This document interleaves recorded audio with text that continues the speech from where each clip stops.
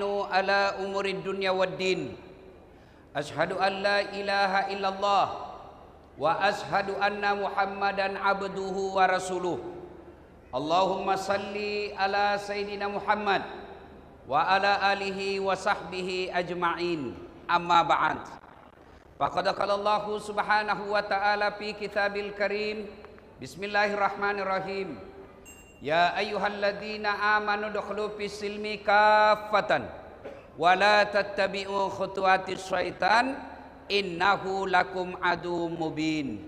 Wahai orang-orang yang beriman, masuklah engkau ke dalam Islam secara sempurna, bukan Islam pencitraan, Islam secara benar.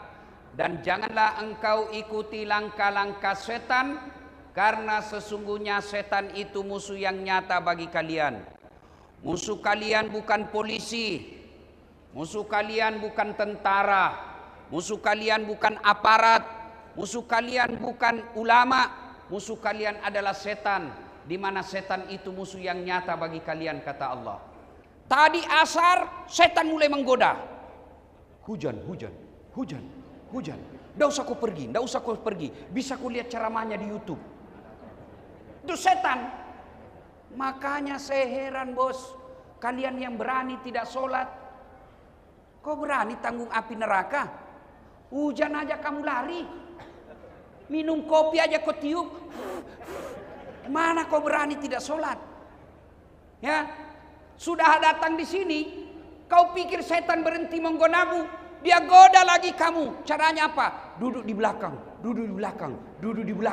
Hai, itu duduk di belakang itu sudah samar-samar godaan setan. Anggaplah bapak duduk di depan, dia goda lagi itu setan. Buka HPmu. Itu setan. Sudah dibuka, baca WhatsAppmu. Itu setan. Apalagi godaan setan. Nih.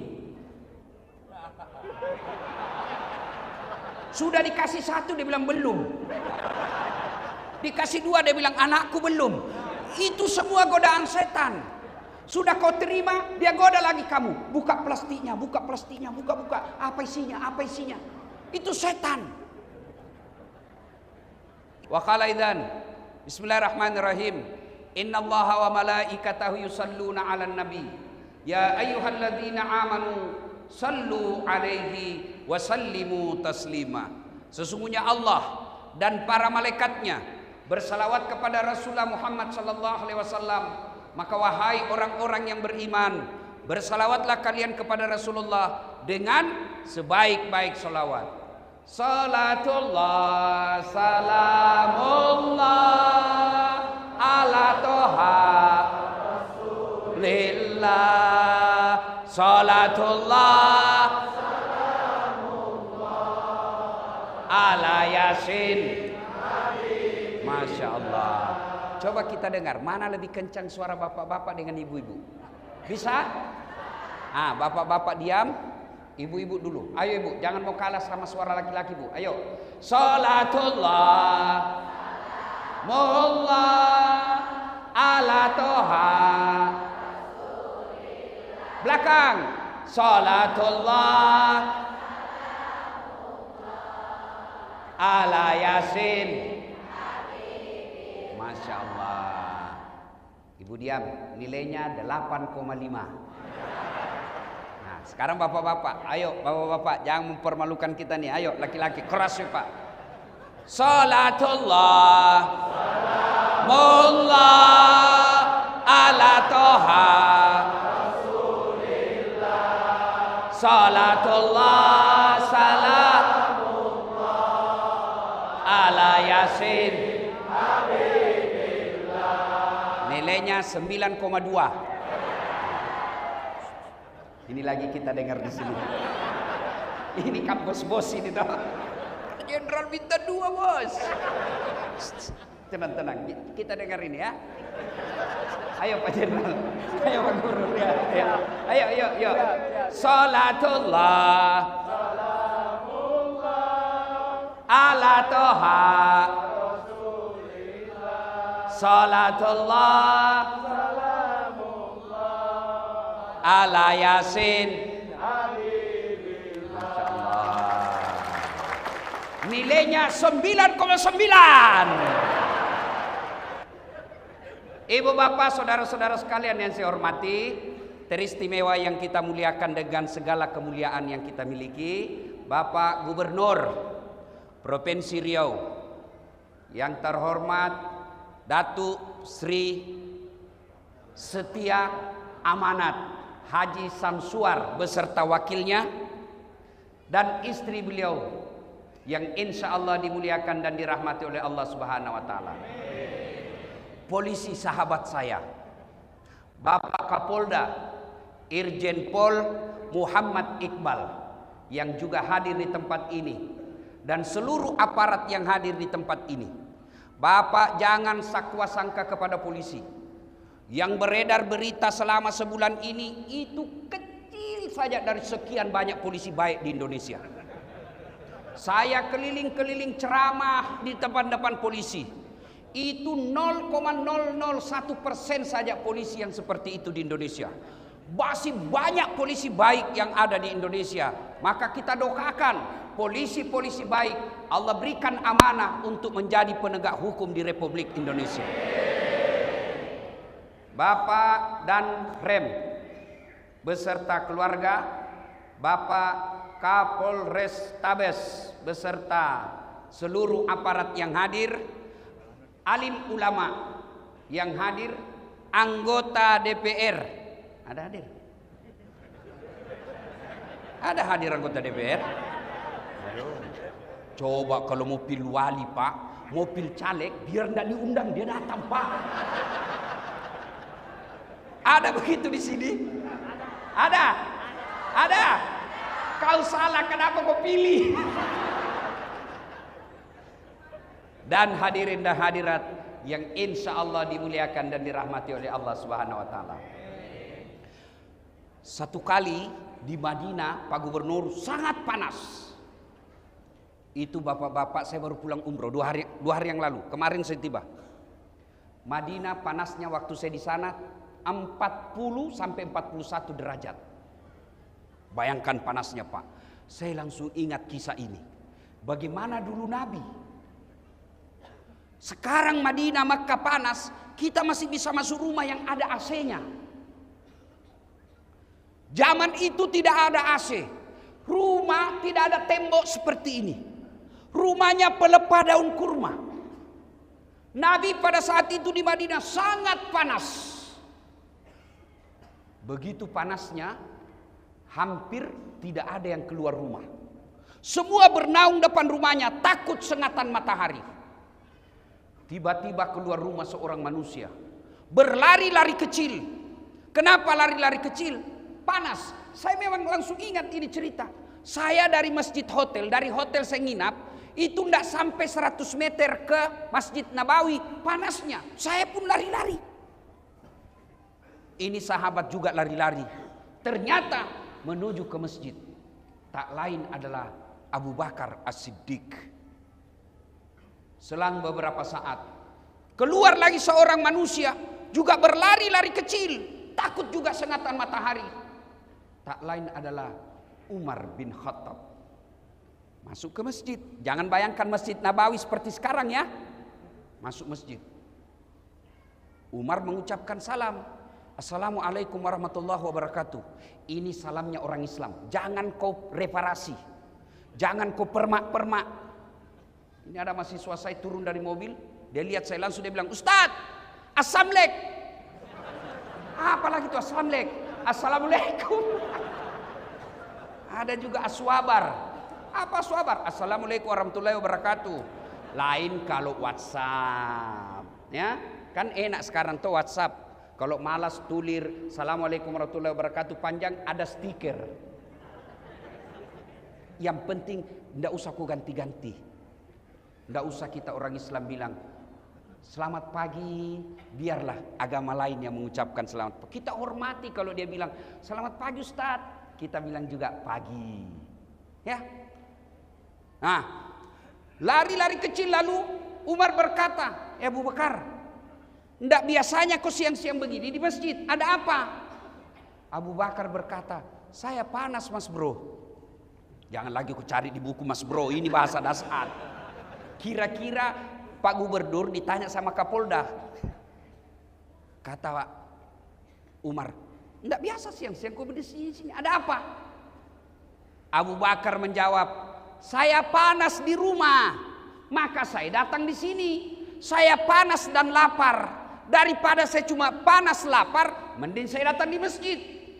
Begitu sampai di masjid, lapar, saya berdoa kepada Allah Subhanahu wa taala.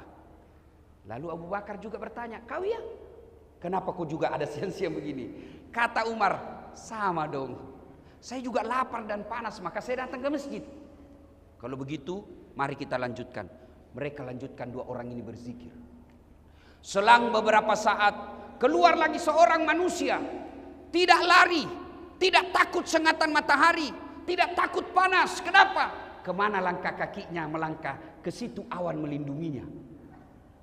Kakinya ke kanan, awan ke kanan. Kakinya ke kiri, awan ke kiri. Tak lain adalah baginda kita Muhammad sallallahu alaihi wasallam. Sampai di masjid, mendapati dua sahabat ini. Assalamualaikum warahmatullahi wabarakatuh. Umar menjawab, waalaikumsalam warahmatullahi wabarakatuh. Nabi tanya, kalian ada di sini? Tidak biasanya siang-siang begini kau ada di sini. Ada apa? Umar menjawab, kami lapar ya Rasul. Kami panas juga di rumah, maka kami datang berteduh di sini, menyerahkan diri kepada Allah. Abu Bakar juga bertanya, ya Rasulullah, Anda juga ada apa? Kata Nabi, sama. Saya juga lapar dan panas, maka saya ke sini. Akhirnya Umar punya usul. Ya Rasulullah, bagaimana kalau kita ke rumahnya Abu Ansar Al-Ansari, Abu Ayyub Al-Ansari? Bagaimana kalau kita ke rumahnya Abu Ayyub Al-Ansari? Lebih baik kalau begitu. Berangkatlah 3 orang ini ke rumah Abu Ayyub Al-Ansari. Sampai di rumahnya Abu Ayyub. Assalamualaikum warahmatullahi wabarakatuh ya sahibul bait.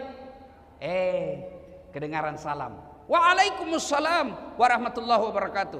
Tapi suara perempuan. Kata Nabi, mana suamimu? Oh, lagi tugas. Baru keluar, tapi sebentar lagi akan datang. Masuk ya Rasul. Bu, ibu. Oi. Pelajaran pertama. Kata Nabi, tidak boleh kami masuk di rumahmu tanpa izin suamimu. Nabi. Coba kurang apa amanahnya Nabi. Tapi apa kata Nabi? Tidak boleh saya masuk rumahmu tanpa izin suamimu. Ini yang banyak dilanggar ibu-ibu sekarang. Pergi suaminya kerja, dia telepon temannya, hei, tunggu saya di mall. Kau jemput saya, suamimu aman. Ya kalau dia keluar, kalau dia masuk ke rumahnya, dia telepon teman kuliahnya, aman mas, sudah pergi. Ngeri, hati-hati. Pelajaran pertama, haram hukumnya seorang istri menerima tamu laki-laki tanpa izin suaminya. Dengar, Ustadz, saya sepupu, tidak boleh. Saya sepupu 1 kali, tidak boleh. Apalagi sepupu lain kali. Tidak boleh. Perselingkuhan sekarang yang mengancam rumah tangga kita. Bermula dari apa? Medsos. Curhat. Kesepian banget.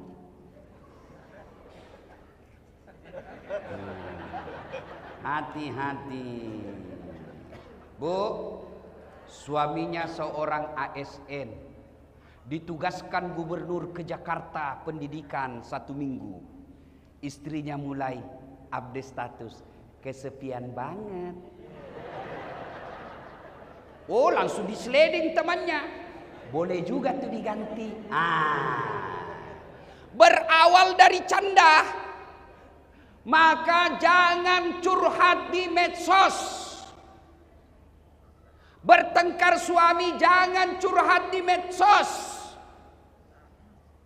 Ini rajin betul bermedsos. Baru bangun medsos. Bagus kalau statusnya doa. Bagus kalau statusnya amar ma'ruf nahi mungkar. Ini statusnya pertengkaran rumah tangganya. Andai ku tahu kau begini, tak ku terima lamaranmu. Apalagi tak ku terima nasodu dua anakmu. Lanjut kisah. Lalu Nabi berkata, kita tunggu suamimu deh. Datanglah suaminya. Gembira. Wih, alhamdulillah, alhamdulillah. Kami kedatangan ya Rasulullah. Senang betul Abu Ayyub Al-Ansari. Begini orang Islam, senang didatangi ulama. Saudaraku, bumi lancang kuning. Kalau kalian didatangi imam masjid, didatangi pengurus masjid yang bawa map, jangan kau kasih tahu anakmu, kasih tahu Ustadz bapak lagi keluar. Ini datang takmir masjid bawa amplop, langsung les sumbangan. Jangan. Kalau tidak punya duit untuk menyumbang pembangunan masjid, sumbanglah dengan kata-kata dan akhlak yang mulia. Sahabat Abu Ayyub Al-Ansari, pengusaha, orang kaya di Madinah, didatangi Nabi, para sahabat, beliau senang. Saudaraku didatangi ulama, senang kalian. Jangan malah datang ulama kau tidak hormati. Kau lebih hormat sama Kapolda daripada imam masjid. Kapolda ada pensiunnya, men. Beliau bintang 2, bintang 3, pasti pensiun. Ya. Maka hormati ulamamu. Saya tanya saudaraku, kalian bisa paham halal haram dari ulama atau dari pejabat? Kalian tahu rukun-rukun Islam dari ulama atau dari pejabat? Kalian tahu rukun-rukun sholat dari ulama atau dari artis? Nah, kenapa sekarang kalian lebih hormat sama artis daripada sama ustadz? Wih, kalau artis datang, Masya Allah, dikasih pesawat bintang bisnis. Bertiga dia. Hah? Dijemput pakai pengawalan tentara polisi. Kasih hotel bintang 5. Sampai di lokasi, apa dia bawa itu artis? Alamat palsu. Kelihatan dadanya, kelihatan pahanya. Enggak juga dikasih pegang kita, Pak. Begini saja.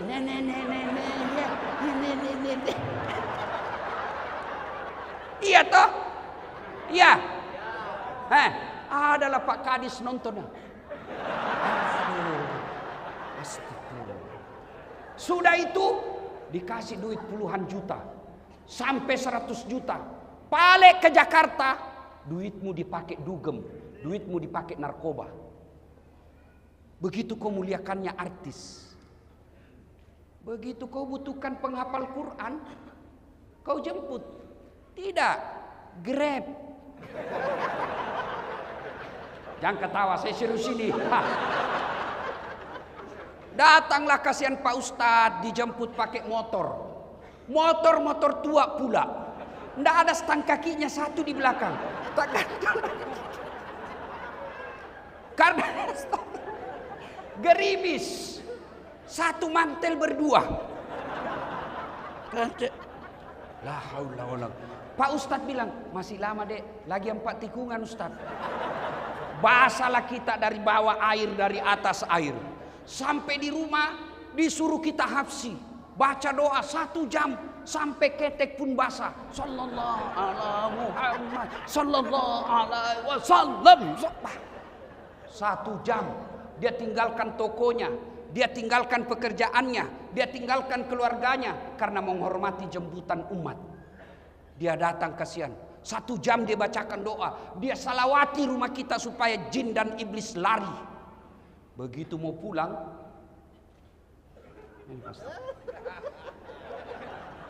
Kenapa kau sembunyi? Nah, bukan uang korupsi ini. Masih baik Pak kalau di amplop. Dia kucat-kucat Pak. Dikasih 50.000. Dia lihat suaminya, berapa kau kasih Pak Ustadz? 50.000 Pak. Masa cuma 50.000 kau kasih? Apa kata istrinya? Ya sudah, tambah pisang 2 sisir di situ. La haula wala quwata illa billah. Begitukah pejabat-pejabat di Riau? Hah? Tidak. Karena kalau begitu tidak mungkin saya datang lagi di sini. Mari, saudaraku, muliakan ulama. Jangan kau tuduh ulama sebagai teroris. Mana ada senjatanya ulama, kasihan. Katanya ajarannya nanti merongrong negara. La haula wala quwata illa billah. Nah, kita ini diajak saja kepada kebaikan, belum tentu dia mau ikut. Apalagi kalau mau diajak merongrong negara, tidak mungkin ada yang ikut. Maka cintai ulamamu, karena ulama al-ulama'u warisatul anbiya. Ulama adalah pewaris para nabi. Maka saya hormat dan kagum Pak Gubernur. Tidak salah-salah orang tua gubernur memberi nama Samsuar, matahari yang menyerangi. Tablik akbar dalam rangka ulang tahun Provinsi Riau diundang. Alhamdulillah, mudah-mudahan tidak ada diundang artis besok. Karena kadang-kala ada juga dicampur-campur Pak. Malam tablik akbar, besok dandutan. Putar ke kiri, putar lagi. Bingung malaikat. Yo ayo. Malam tablik akbar, besok senam. Ibu-ibu di depan, bapak-bapak di belakang. Ibu-ibu bajunya sempit. 1, 2, bapak-bapak di belakang. 3. Mudah-mudahan Riau tidak deh. Ya. Salatullah, salamullah ala toha. Salatullah, salamullah ala yasin. Kemudian lanjut kisah. Abu Ayyub begitu senangnya didatangi Nabi. Lalu Abu Ayyub berkata, ada apa gerangan ya Rasulullah? Nabi menjawab, kami lapar di rumah, panas. Abu Bakar sama Umar bilang, kita ke rumahmu, kamu kan orang kaya. Senang dia Pak. Tenang ya Rasul, tenang. Abu Ayyub langsung masuk ke kebunnya, kurma. Dia tebang kurma, tidak tanggung-tanggung Pak. Dia ambil dengan pohonnya. Bukan kurmanya diambil Pak, pohonnya dia tebang, dia suruh bawa ke rumahnya. Nabi heran, apa ini Abu Ayyub? Nah, kami cuma butuh buahnya. Kata Abu Ayyub, ya Rasulullah, kalau saya cuma bawa buahnya, saya tidak tahu mana yang Rasul senang. Kalau sekali saya bawa dengan pohonnya, silakan pilih. Ada muda, ada matang, ada setengah matang, ada matang, silakan ya Rasul. Begitu senangnya Abu Ayyub didatangi Nabi. Tidak puas sampai di situ. Abu Ayyub kemudian menyembelih kambing yang paling segar dan sehat, dipersembahkan kepada Nabi. Yang paling baik kambingnya diambil. Maka bersedekah, jangan nanti kau tidak suka baru kasih orang. Ini ibu-ibu biasa toh? Woi, Bu, woi. Itu biasa ibu-ibu bersedekah sama tetangga, dia bilang, nak, bawakan ustadz di sebelah daripada basi.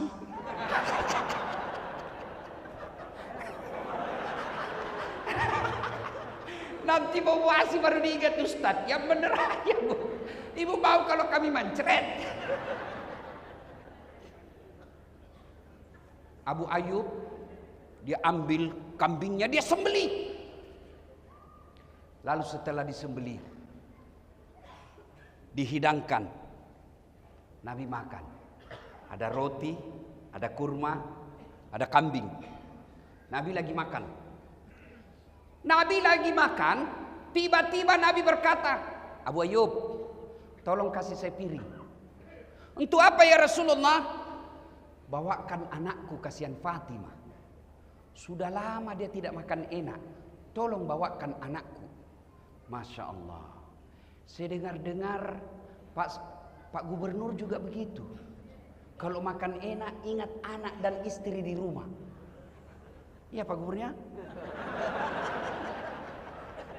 Kenapa kau ketawa? Yang banyak suami makan enak di luar, istri lapar di rumah. Itu bukan bagian dari umat Nabi itu. Nabi ingat makan di rumahnya. Anakku kasihan, sudah lama tidak makan enak, tolong kau bungkuskan. Kira-kira masih adakah suami seperti ini sekarang? Masih ada? Nih semua nih, insya Allah. Makan enak, ingat anak istri. Lalu setelah itu Nabi mengambil semua sampel makanan. Beliau ambil daging, beliau ambil roti. Dia naikkan tangannya, kurang lebih seperti ini. Nah, Nabi begini. Lalu Nabi bersabda, saudara-saudara sekalian, tadi kita keluar rumah lapar. Tadi kita keluar rumah kosong perut. Tapi alhamdulillah, dengan izin Allah, dengan persaudaraan di antara kita, ada kaya, ada miskin, ada kenyang, ada lapar. Alhamdulillah, Allah persaudarakan kita. Tidak perlu keluar duit, kita sudah penyung. Tidak perlu beli, kita sudah ada isi perut. Lalu Nabi bersabda, ketahuilah saudara-saudara sekalian. Sampai Nabi 3 kali mengulangnya. Ketahuilah saudara-saudara sekalian. Ketahuilah saudara-saudaraku. Semua yang masuk di lehermu, lewat di tenggorokanmu, masuk ke perutmu, tak setetes pun yang lepas dari tanggung jawabmu nanti di akhirat. Semua nikmat yang masuk di lehermu akan dimintai tanggung jawabnya. Kemudian Nabi mengucapkan, al-yawma nahtimu ala afwahihim wa tukallimuna aydihim wa tashhadu arjuluhum bima kanu yaksibun. Sadaqallahul adzim. Apa hikmah dari kisah ini? Satu, tidak ada satupun manusia yang tidak ada masalahnya. Kurang apa cintanya Allah kepada Nabi? Sampai Allah pernah jelaskan, andai bukan karena kamu Muhammad, saya tidak ciptakan dunia dan isinya. Karena cintanya Allah, Allah ciptakan dunia dan isinya untuk Nabi. Kurang apa cintanya Allah kepada Nabi? Sampai Allah jelaskan, ya Muhammad, kalau ada dosa-dosamu, aku ampuni. Ya Muhammad, haram seluruh nabi dan rasul masuk ke dalam sorga sebelum engkau lebih dulu masuk dalam sorga. Itulah cintanya Allah kepada Nabi. Tapi apakah Nabi tidak ada masalah dalam rumah tangganya? Kisah tadi, Nabi pun lapar dan panas. Maka saudaraku, tidak mungkin ada manusia, tidak mungkin ada rumah tangga yang tidak ada masalahnya. Ini orang-orang hebat depan kita. Bapak pikir ini orang tidak ada semua masalahnya?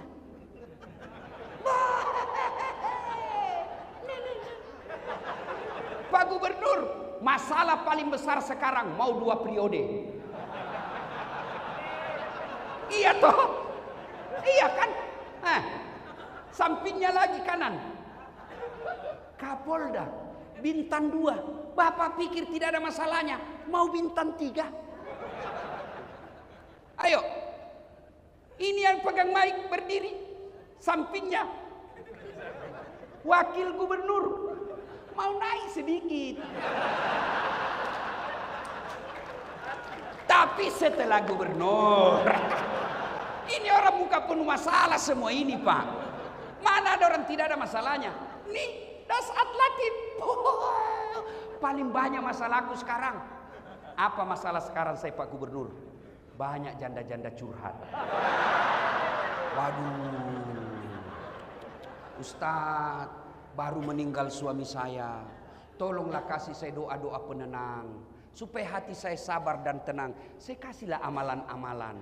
Lama selalu curhat. Akhirnya dia bilang, Ustadz, maukah Ustadz menjadi imam dalam hidupku? Saya bilang, mohon maaf, saya bukan imam, saya penceramah. Kalau ibu mau imam, saya kasih Pak Danrem. Kata Pak Danrem, kiamat Ustadz, istri saya jenderal. Mana ada orang tidak ada masalahnya, Pak? Semua kita punya masalah. Ayo, satu, mari kita lihat. Pegawai. Ada yang punya NIP, ada yang tidak. Yang punya NIP namanya pegawai negeri. Yang tidak punya NIP namanya pegawai honor. 5 tahun PTT, pegawai tidak tetap. 5 tahun kemudian TTP, tetap tidak pegawai.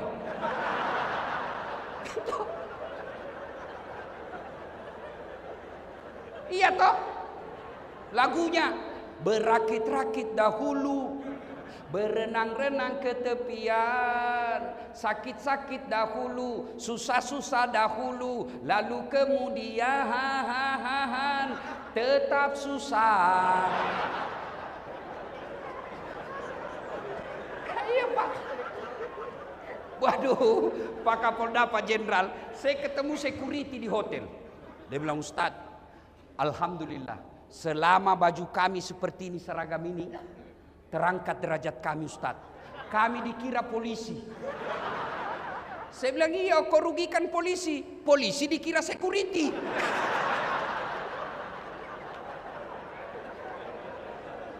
Ayo saudaraku, nih, semua kita punya masalah. Ada orang masalah dalam rumah tangganya, kasihan sudah punya anak masih ngontrak-ngontrak. Ada yang begitu. Alhamdulillah, dia punya rumah, bahkan belum menikah sudah punya rumah. Bapak pikir tidak ada masalah? Ada masalah. Apa masalahnya? Suami istri tidak setia. Karena dia kaya, dia anggap ekonomi gampang buat mereka, tapi kesetiaan hilang. Kemudian dia sudah kaya, suami istri sudah setia, punya rumah. Apa masalahnya? Suaminya tidak menghargai istrinya, istrinya pun tidak menghargai suaminya. Saling menghargai. Apalagi masalahnya? Ada rumahnya, Ustaz. Suami istri setia. Apa masalahnya? Sudah 5 tahun menikah tidak punya anak. Mana ada orang tidak punya masalah, Pak? Bapak bayangkan kepala dinas. Ada kepala dinas di sini? Masalah juga, Pak. Apa masalahnya? Terancam mutasi. Dan kalau dari kepala dinas, mutasinya biasanya staf ahli. Ahli yang tidak ada stafnya. Semua orang punya masalah, Pak. Maka diajarkan anak muda, ayo, kalian baru tamat SMA. Apa masalah? Mau kuliah. Kuliah di universitas negeri sesuai dengan cita-cita dan harapan. Mau jadi dokter, mau jadi insinyur, mau jadi ahli komunikasi, akan yang mau menjadi tentara, ada yang mau jadi polisi. Pendaftar, ternyata kau tidak lulus. Jangan putus asa. Berarti Allah tahu bukan di situ tempatmu yang terbaik. Ini adik-adik ini kan ada yang baru-baru selesai mendaftar tidak lulus. Pendaftar polisi tidak lulus, daftar tentara tidak lulus. Dunia tidak kiamat dengan kau tidak lulus. Allah kasih kau siapan, ada yang lebih baik dari itu. Tamat SMA saya dulu, daftar juga fakultas kedokteran. Pak Jenderal, sampai 3 kali saya daftar, mau jadi dokter, tidak lulus-lulus. Teman saya lulus, saya jadi ustadz, dia jadi dokter, tugas di Kepulauan Aru. Mau lebaran saya telepon, kau pulang lebaran? Enggak, kenapa? Mahal tiket. Saya bilang dalam hati, alhamdulillah, untung saya tidak jadi dokter. Saya jadi ustadz. Dia dari dokter bingung soal tiket. Saya tidak pernah bingung soal tiket. Siapa yang belikan? Gubernur. Ayo, jadi saudaraku, kalau kau lamar cewek satu, ternyata dia tidak terima kamu, yakin bukan itu yang baik buatmu. Kau daftar tentara tidak lulus tahun ini, coba lagi tahun depan. Kau daftar pilwali, pilkada, calon gubernur, calon kepala daerah, tidak menang. Tunggu 5 tahun, kita tanding lagi. Sudah 3 kali tanding tidak lolos, berarti memang bukan itu yang terbaik buatmu. Semua orang punya masalah, Pak. Ibu-ibu, masalah terbesarnya kadangkala seleranya lebih tinggi daripada gajinya suaminya. Mau emas, kalau suamimu tidak bisa belikan kamu emas, pakai palsunya. Selesai. Dan henaknya kalau istri Kapolres, meskipun emas palsu, orang bilang asli. Itulah enaknya jadi orang kaya. Meskipun kita pakai palsu, orang bilang asli. Susahnya jadi orang miskin, meskipun sudah asli, dia bilang palsu. Salatullah salamullah ala toha rasulillah. Salatullah salamullah ala yasin habibillah. Ilmu pertama dari kisah ini, setiap manusia pasti ada masalah. Orang lihat aja itu Dasat, Pak, tidak ada masalahnya.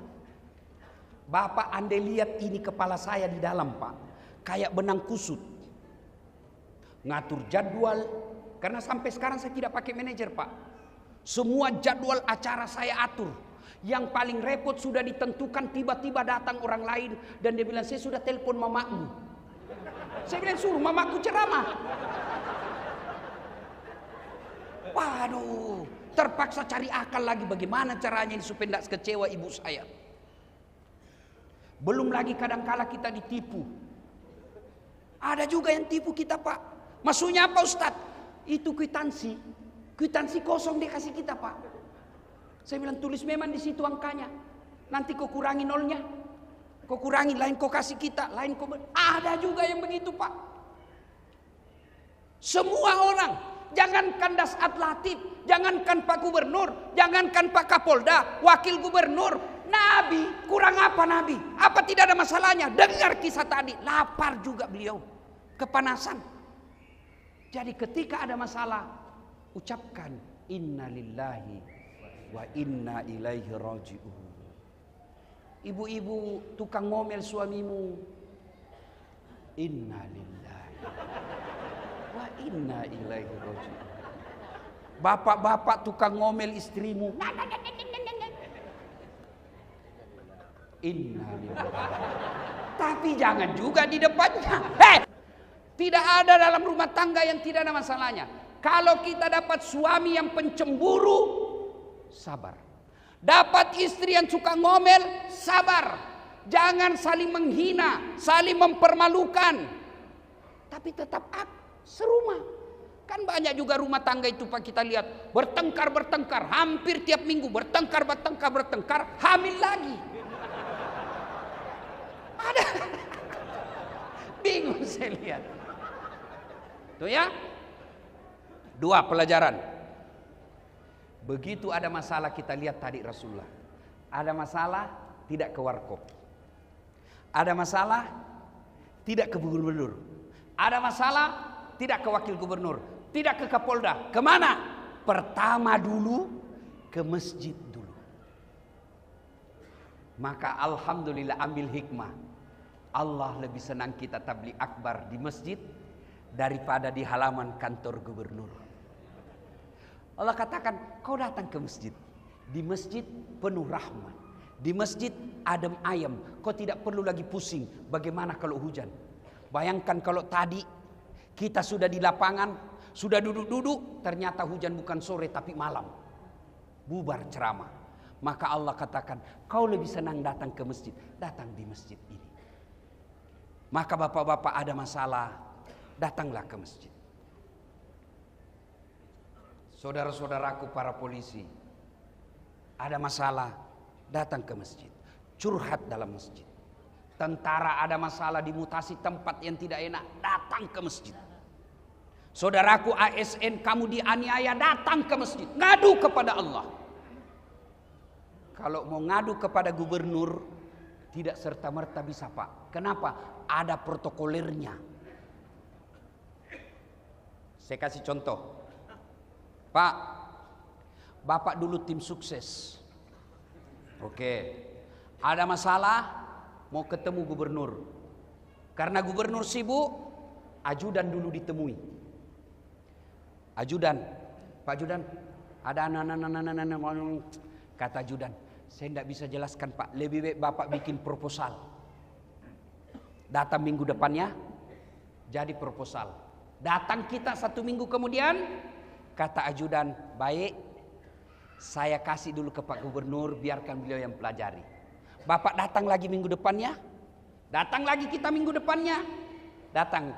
Apa kata Gubernur? Saya serahkan dulu kepada dinas yang bersangkutan. Bapak datang lagi minggu depannya, sudah 3 minggu.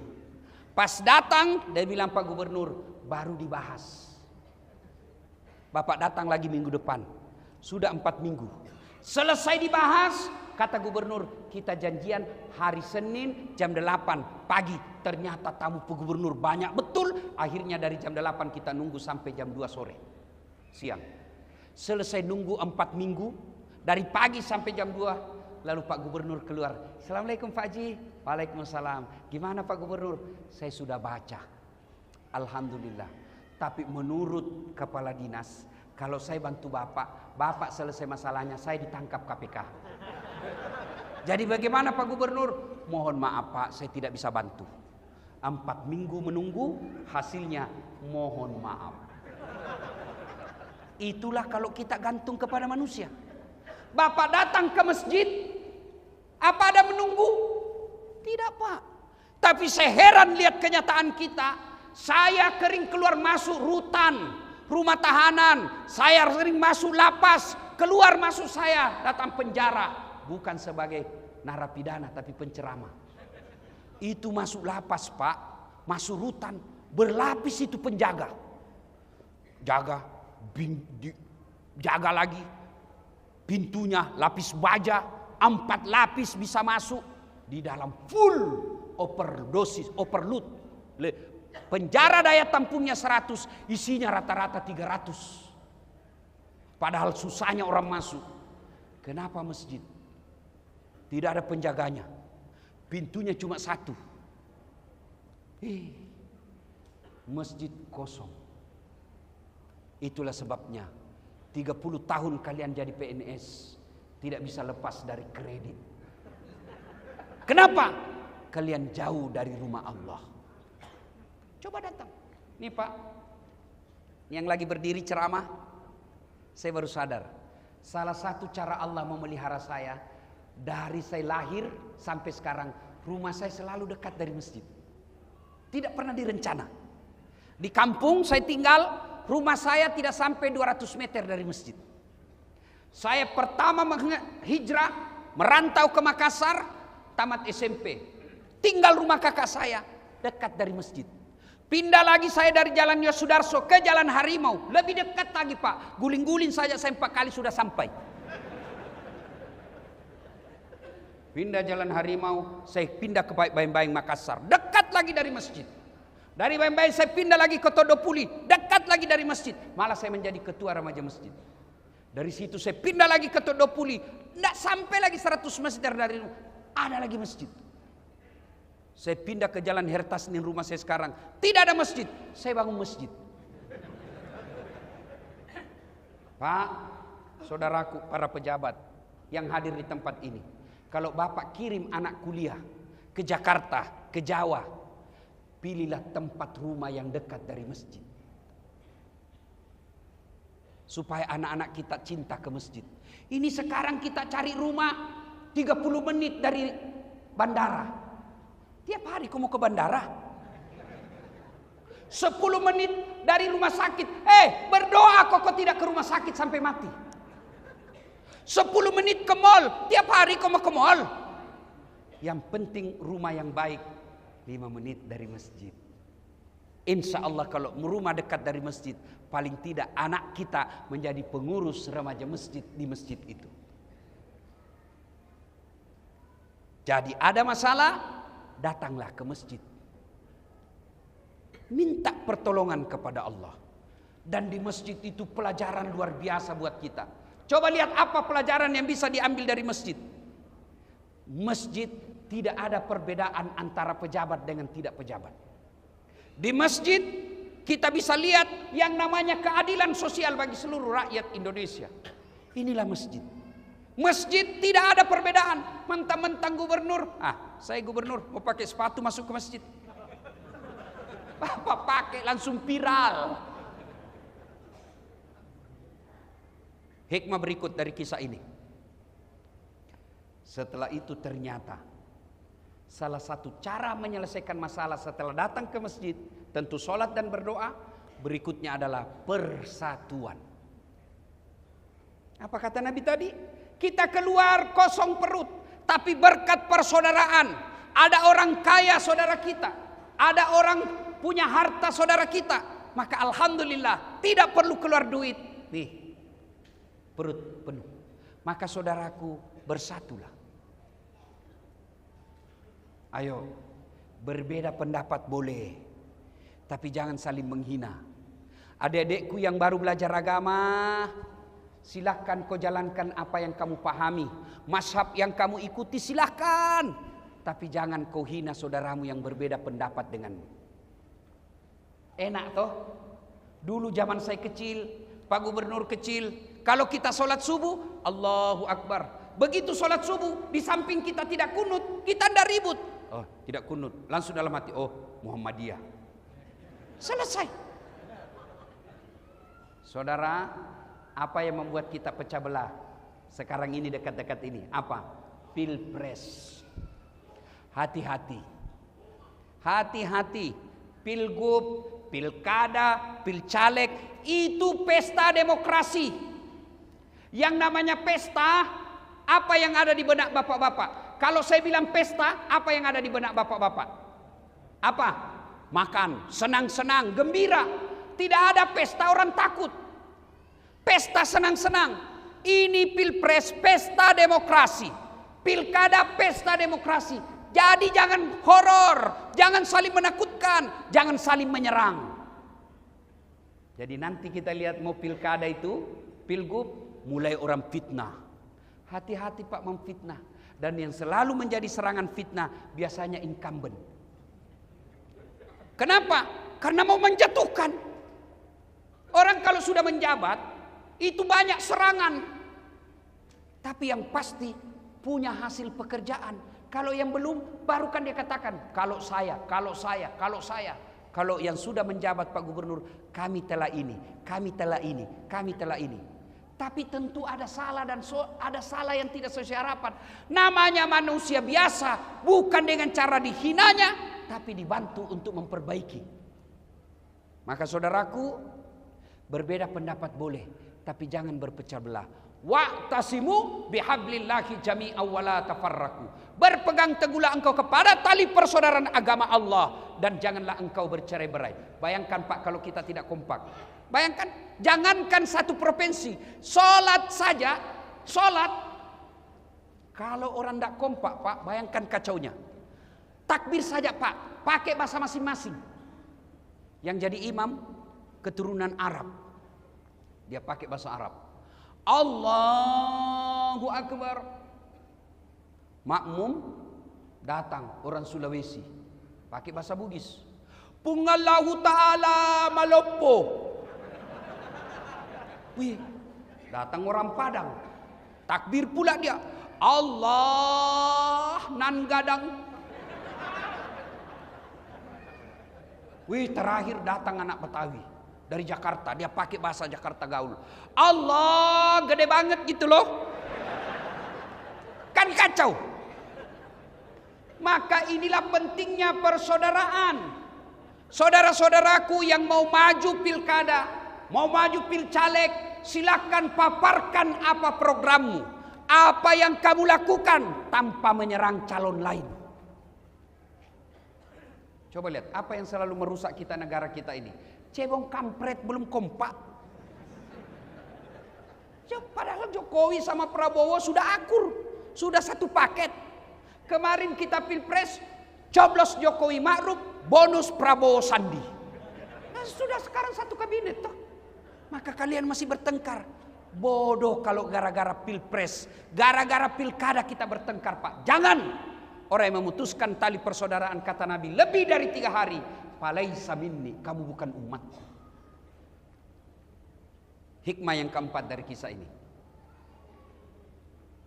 Semua nikmat yang Allah berikan, percaya saudara, akan diminta tanggung jawabnya.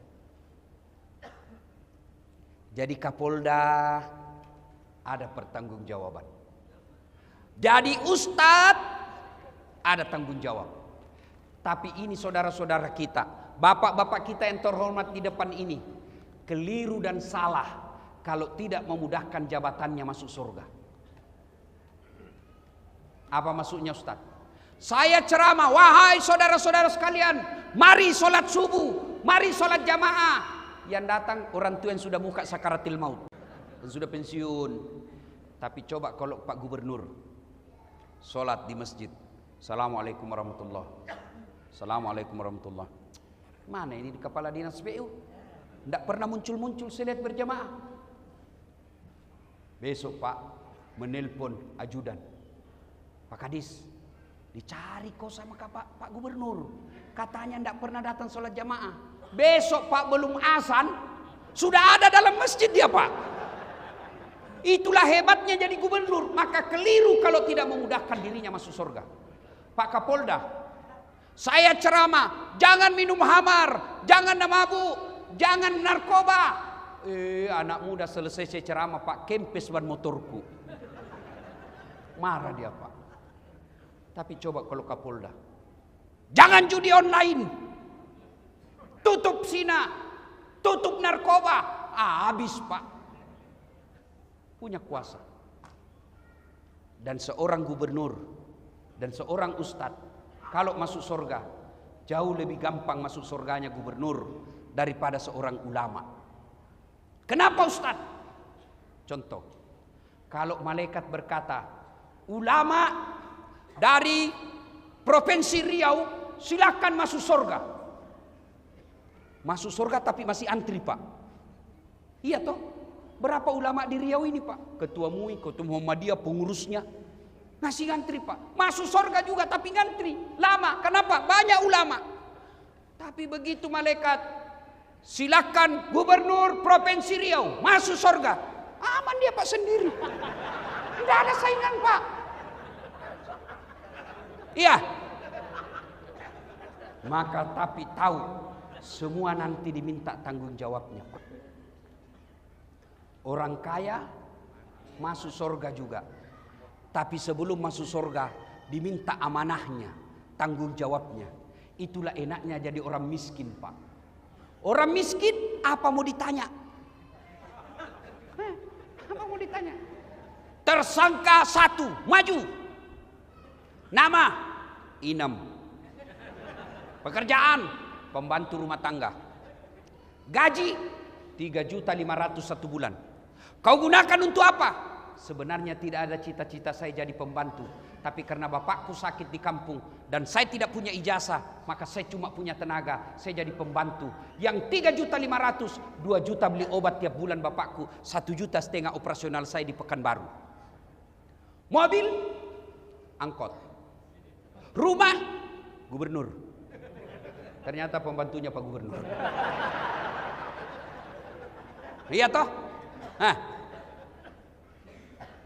Rumah tidak ada, mobil tidak ada, motor tidak ada, sepeda tidak ada. Miskin betul kau. Ya inilah nasib takdir saya Allah. Kamu sholat, alhamdulillah 5 waktu tuntas, sholat sunnah pun saya jalankan. Kamu puasa, alhamdulillah puasa Ramadan, kadang kala Senin Kamis karena saya lapar.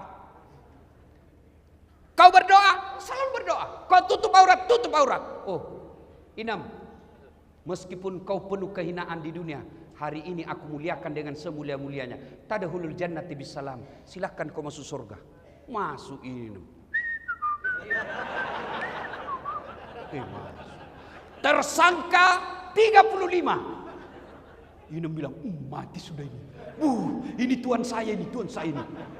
Mulailah ditanya, nama, titik-titik.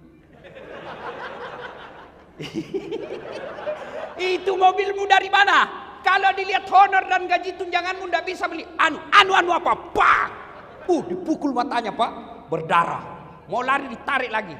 Itu istrimu pakai behel dari mana? Kawan. Dari mana? Tidak jelas, ditinju lagi. Dang. Berdarah lagi telinganya Pak. Mau lari ditanya, itu keramik di rumahmu dari mana? Itu pentil mobilmu dari mana? Jam tanganmu dari mana? Semua ditanya. Tapi dijawab juga Pak. Tapi sudah babak belur. Berdarah-darah sudah dia Pak. Sholat, puasa. Masuk juga dia surga Pak. Tapi lama. Babak belur dia sudah. Aduh. Waduh. Ketemu Inam. Kenapa bisa begitu Haji? Jangan banyak bicara. Kok baru muncul? Kami sudah 3 tahun di sini. Saya baru muncul. Kok bisa terlambat? Kenapa bisa terlambat Pak Haji? Saya kira mobilnya dulu 7. Iya, gara-gara mobil itu banyak sekali pertanyaan. Maka Pak Kapolda, hati-hati Pak. Pak Gubernur, hati-hati. Hati-hati. Semua akan ditanya tanggung jawabnya Pak. Nauzubillah min zalim. Semua akan ditanya. Dan kalau berkaitan dengan barang, Bapak ngambil barang-barang kantor, kan sudah ditulis inventaris kantor Gubernur Provinsi Riau. Ternyata ada di rumahnya Bapak. Satpam yang dipecat. Begitu di Padang Masar kelak, seluruh barang yang pernah Bapak ambil di rumah dinas, gorden,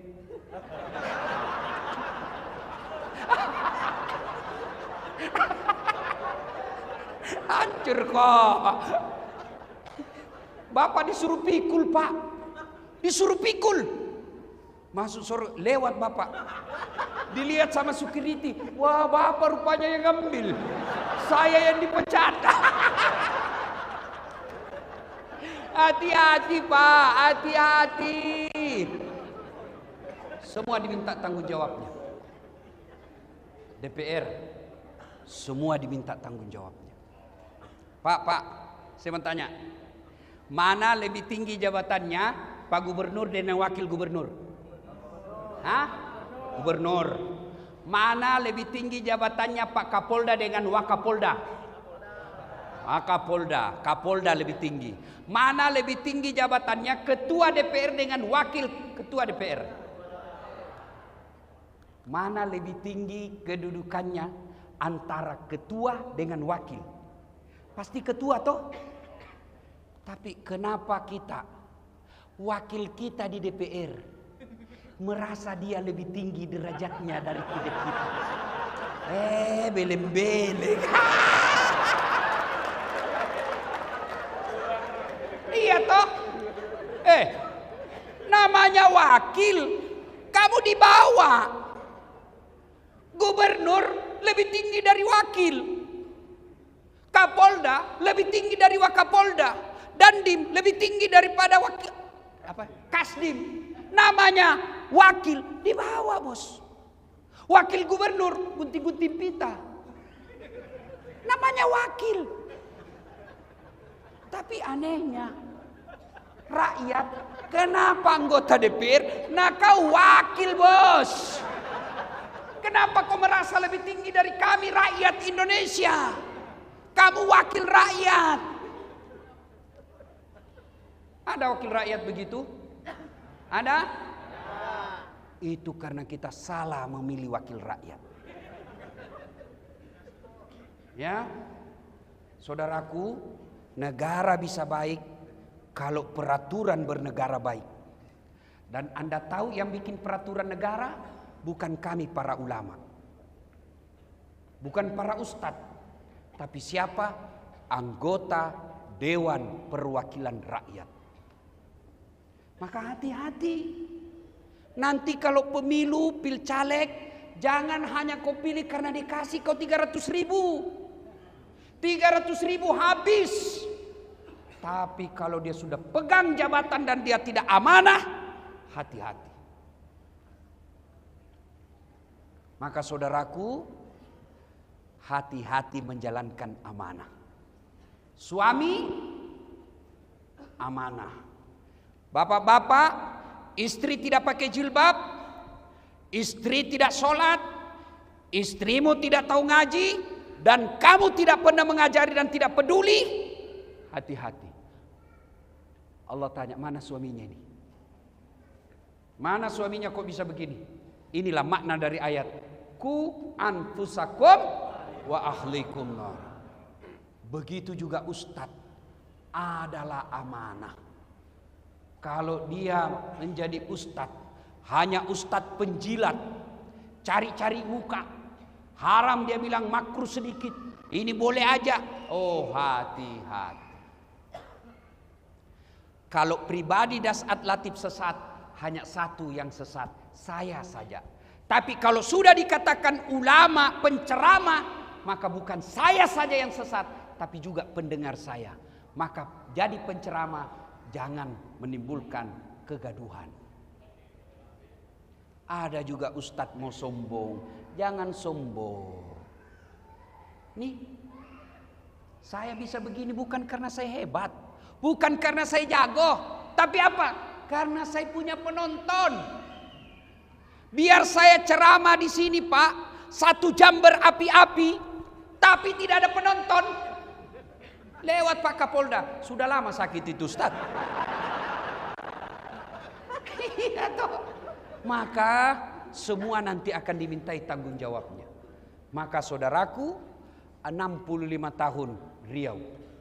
Seluruh dari tahun pertama Riau sampai 65, yang pernah jadi pejabat, yang pernah jadi anggota DPR, nanti akan dimintai tanggung jawabnya di akhirat kelak.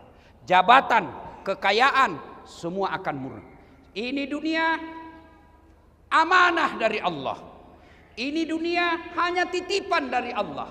Yang namanya titipan, 2 sifatnya. Titipan jangan membuat kamu sombong. Namanya titipan, jangan sombong. Di Riau ini sudah berapa gubernur? Sudah berapa gubernur? Sudah lebih 10. Sudah berapa masuk rumah dinas? Tinggal di rumah gubernur, rumah dinas, jangan sombong. Kenapa? Pasti keluar. Tinggal di rumah dinas Kapolda, pasti keluar. Maka jangan sombong, ini titipan. Maka contoh tukang parkir. Bapak tahu tukang parkir? Banyak betul mobilnya toh? Segala jenis mobil, Pak. Tapi tidak pernah sombong. Kenapa? Dia merasa titipan. Bukan saya punya. Itulah titipan. Yang kedua, karena jabatan amanah dunia ini titipan. Yang kedua, jaga baik-baik. Sebagai gubernur, kita jaga baik-baik. Sebagai polisi, tentara, anggota DPR, kita jaga baik-baik. Sebagai ulama, kita jaga baik-baik amanah ini. Maka insya Allah cara menjaganya dengan cara bersedekah. Bapak punya jabatan, sedekahlah dengan jabatan itu. Apa sedekahnya Kapolda? Bukan sedekahnya duit, tapi sedekahnya seorang polisi. Ciptakan ketertiban umum, menjadi pengayom, pelindung, dan pelayan masyarakat. Itu sedekahnya polisi. Apa sedekahnya gubernur? Oh, ada jembatan di sana rusak, sedekahlah dengan jembatan diperbaiki. Apa sedekahnya ulama? Sedekahnya dengan ilmu. Maka ibu-ibu kalau ada duit, sedekahlah dengan duit. Nih. Kita semua ini muka-muka sakaratil maut. Pasti. Tuh ibu-ibu yang di depan ini kan banyak-banyak semua emas berliannya. Kalau ibu meninggal, siapa yang pakai emas berlian, Bu? Hah? Anak? Bukan. Istri kedua. Pasti kawin lagi. Waduh, Pak Gubernur didengar istri saya ini ceramah. Dia bilang, Ustadz, jadi kalau saya meninggal nanti Ustadz mau kawin lagi. Saya peluk dia. Saya bilang, sayang, dengar baik-baik. Jangankan kau sudah mati, masih hidup saja, saya selalu berpikir mau kawin lagi. Apalagi kalau kau sudah mati. Maka itu emas berlian, sedekahlah. Maka Pak Gubernur yang saya muliakan, semulia-mulianya, sebagai rasa syukur kita ulang tahun 65 ini, sedekahkanlah jabatan Bapak, bukan dengan memberikan kepada wakilnya. Tapi bagaimana caranya, Ustadz? Jadilah pemimpin yang amanah. Kepala dinas diangkat, jangan berdasarkan tim sukses, tapi angkatlah karena betul-betul dia bisa bertanggung jawab terhadap jabatan itu. Maka insya Allah kalau ini dilakukan, Pak, janji Allah dalam Al-Quran, walau anna ahlal qura amanu wattaqau lafatahna alaihim barakatim minas sama'i wal ar, maka akan aku turunkan keberkahan dari langit dan keberkahan dari dalam tanah. Salatullah salamullah ala toha Rasulillah. Salatullah salamullah ala Yasin. Ibu bapak ingin rasanya berlama-lama, tapi waktu jualah yang membatasi kita. Terima kasih undangannya Pak Gubernur. Mudah-mudahan Bapak sehat walafiat, dilimpahkan segala kenikmatan, diberikan amanah di dalam menjalankan tugas dan tanggung jawab. Kepada saudara-saudara sekalian, mudah-mudahan langkah-langkah kaki Bapak Ibu menjadi amal-amal pemberat kebaikan di akhirat kalian. Demikian, lebih dan kurangnya mohon dimaafkan. Assalamualaikum warahmatullahi